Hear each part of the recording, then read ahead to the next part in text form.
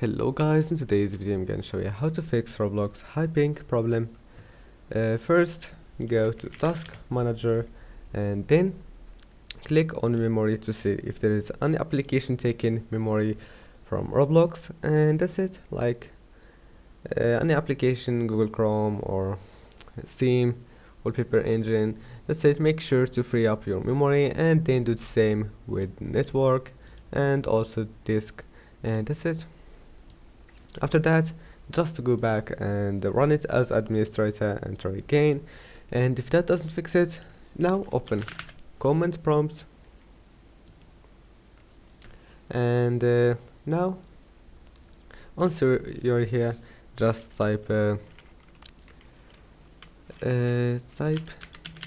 ping 1111, click enter, wait a few seconds, and then do the same with 8, wait, ping 8888,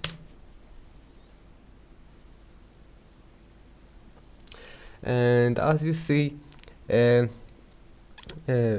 one then is much faster for me, and as you see here, the 8 then is 34 milliseconds, so I will just choose the one DNS.